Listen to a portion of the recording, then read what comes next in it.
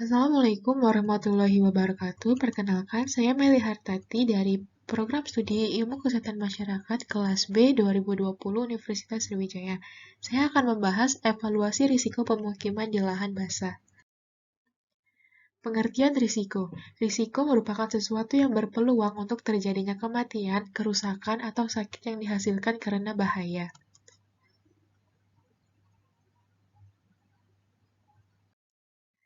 Selanjutnya yaitu analisis risiko.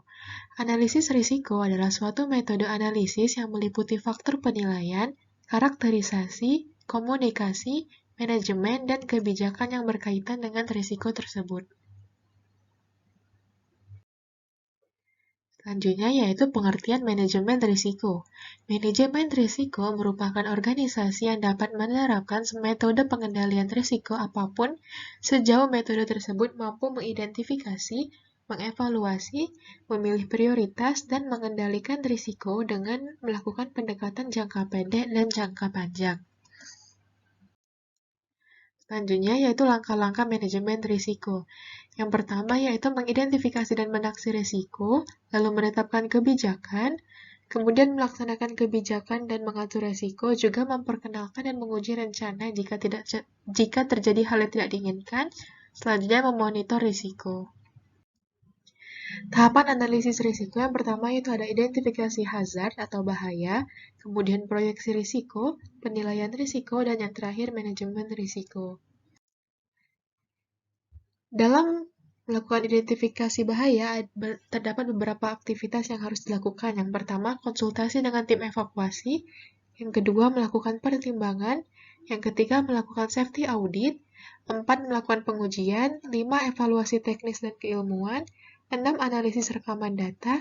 7, mengumpulkan informasi. 8, pemantauan lingkungan dan kesehatan. Dan yang ke-9, melakukan survei. Selanjutnya, analisis risiko keselamatan di pemukiman lahan basah. Pemukiman lahan basah atau wetland adalah wilayah-wilayah di mana tanahnya jenuh dengan air, baik bersifat permanen atau menetap ataupun musiman.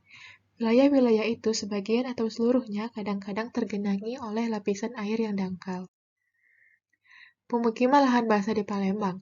Luas keseluruhan daerah rawa Kota Palembang tahun 2002 adalah 11.754,4 hektar atau sekitar 32,22% dari luas wilayah Kota Palembang yang luasnya adalah 400,6 km².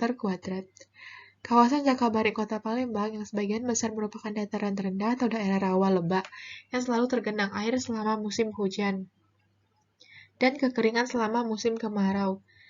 Dan sebagian lagi daerah rawa pasang surut yang dipengaruhi oleh pasang surut air laut dengan range 2-3 meter. Selanjutnya yaitu risiko bahaya lahan basah. Yang pertama itu bencana banjir.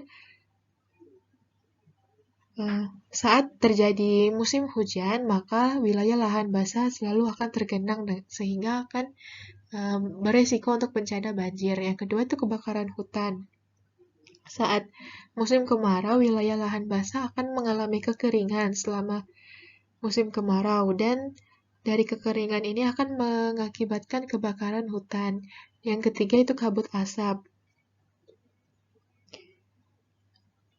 Kabut asap menyerang sejumlah wilayah karena wilayah lahan basah yang kekeringan saat musim kemarau. Dan yang terakhir yaitu menimbulkan berbagai macam penyakit. Contohnya penyakit yang mengganggu pernapasan dan penyakit kulit saat terjadi banjir. Baiklah, sekian penjelasan dari saya. Lebih dan kurangnya saya mohon maaf. Saya akhiri. Wassalamualaikum warahmatullahi wabarakatuh.